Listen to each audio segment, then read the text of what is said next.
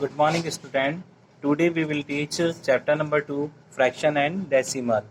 This is the introduction video. इस video में मैं आपको फ्रैक्शंस क्या होता है, फ्रैक्शन के क्या टाइप्स होते हैं, उन सब का मैं एक्सप्लेन करूंगा. तो now start fractions. Fractions represent equal part of a whole और कलेक्शन. यानी कि एक होल के इक्वल जब अपन पार्ट करते हैं उस पार्ट को शो करता है फ्रैक्शन. यानी फ्रैक्शन एक कंप्लीट होल के जब इक्वल पार्ट करते हैं तो उसको शो कौन करता है, फ्रैक्शन करता है. तो when we divide a whole into equal part, each part is a fractions of the whole. When यानी जब हम किसी होल के इक्वल पार्ट करते हैं तो प्रत्येक पार्ट जो होता है, ईच पार्ट, वो फ्रैक्शन ऑफ द होल कहलाता है. फ्रैक्शन हैज टू पार्ट्स, यानी फ्रैक्शन के दो पार्ट्स होते हैं, यानी पी अपॉन क्यू. पी यानी अपर पार्ट्स, यानी ऊपर वाला पार्ट जिसका अपन कहते हैं न्यूमरेटर, एंड सेकंड पार्ट होता है क्यू. क्यू यानी लोअर पार्ट, यानी कि जिन्हें हम कहते हैं डिनोमिनेटर. यानी इस चीज को अपन, फ्रैक्शन को अपन इस डायग्राम द्वारा भी समझ सकते हैं. देखिए जैसे this is a hall, complete hall है. इस हॉल को यदि मैं टू इक्वल पार्ट में डिवाइड करता हूं तो फ्रैक्शंस बन जाती है 1/2.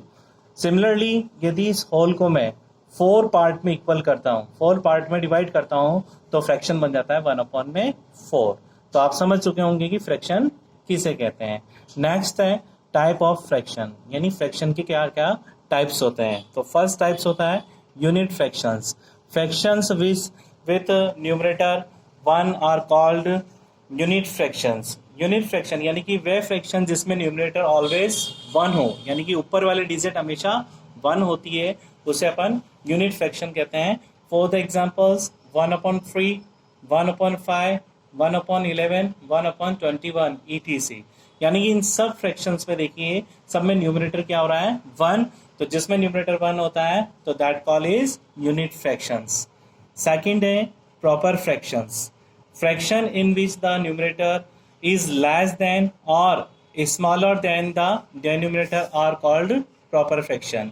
यानी कि वे फ्रैक्शन जिसमें न्यूमरेटर इज लेस देन, यानी कि न्यूमरेटर क्या होगा, छोटा होगा. लेस देन इन किससे, डिनोमिनेटर से, यानी कि न्यूमरेटर डिनोमिनेटर से लेस देन होता है तो that call is proper fraction. For the examples 3/9, 4/7, 7/15 etc. तो देखिए बेटा, देखने भी पता पड़ता है 3, यानी कि न्यूमरेटर क्या है 3, जो कि लेस देन है डेनोमिनेटर यानी 9 से. तो देखने पे पता पड़ जाता है कि 3 9 से छोटा है तो that call is proper fractions. Third है improper fractions. Fraction which the numerator is more than और equal to the denominators are called improper fraction. यानी कि वह फ्रैक्शंस जिसमें न्यूमरेटर इज मोर देन, यानी न्यूमरेटर ज्यादा होगा किससे, डेनोमिनेटर से. यानी कि जब न्यूमरेटर डेनोमिनेटर से ज्यादा होता है, बड़ा होता है या इसके इक्वल होता है तो उसको अपन इम्प्रॉपर फ्रैक्शन कहते हैं. For the example 9/2, 11/9 and 110/70. तो देखिए बेटा 9, यहाँ न्यूमरेटर क्या है 9 एंड डेनोमिनेटर क्या है 2. तो देखने पे पता पड़ रहा है कि न्यूमरेटर जो है डेनोमिनेटर से क्या है, मोर देन है, यानी बड़ा है तो that call is improper fractions. Fourth आता है अपने पास में mixed fractions. When an improper fractions is written as combination of a whole number and a proper fraction, it is called a mixed fractions.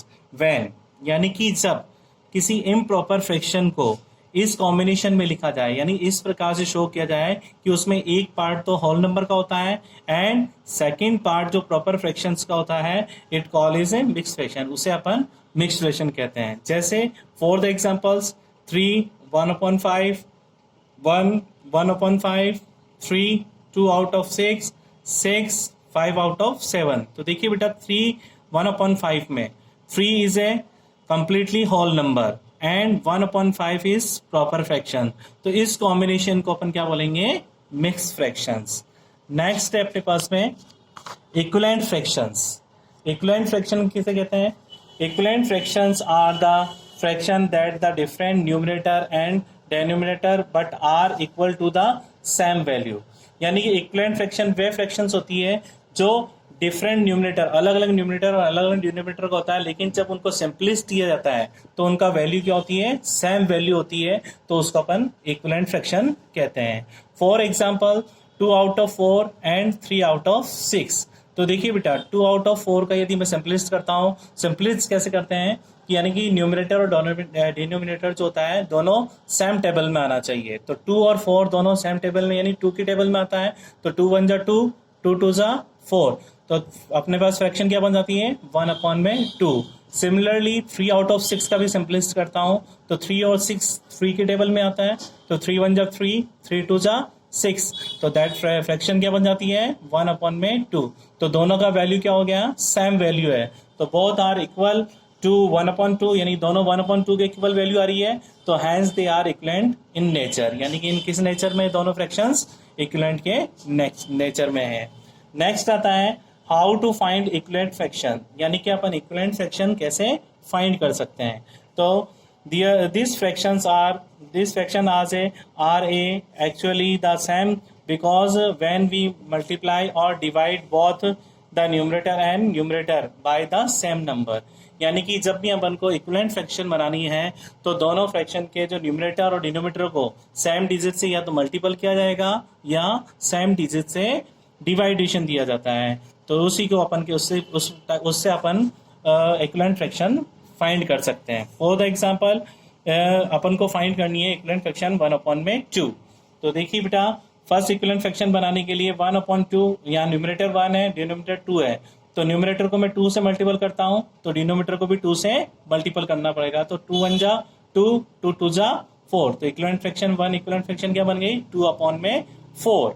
Second यदि मेरे को find करनी है तो 1/2 यानी 1 को भी मैं 3 से मल्टीपल करूंगा और डिनोमिनेटर यानी 2 को भी मैं 3 से मल्टीपल करूंगा, तो 3 1 जा 3, 3 2 जा 6, तो 3 आउट ऑफ 6 क्या हो गई, इसकी इक्विवेलेंट फ्रैक्शन बन गई। सिमिलरली यदि फाइंड द इक्विवेलेंट फ्रैक्शन 4/8, यदि 4/8 की इक्विवेलेंट फ्रैक्शन बनानी है तो आप देखिए बेटा 4/8, 4 को भी मैंने 4 से डिवाइड किया और 8 को भी 4 से डिवाइड, यानी न्यूमरेटर डिनोमिनेटर को दोनों को सेम डिजिट से डिवाइड किया, तो 4 1 जा 4, 4 2 जा 8, तो 1/2 इसकी इक्विवेलेंट फ्रैक्शन बन गई। Thank you.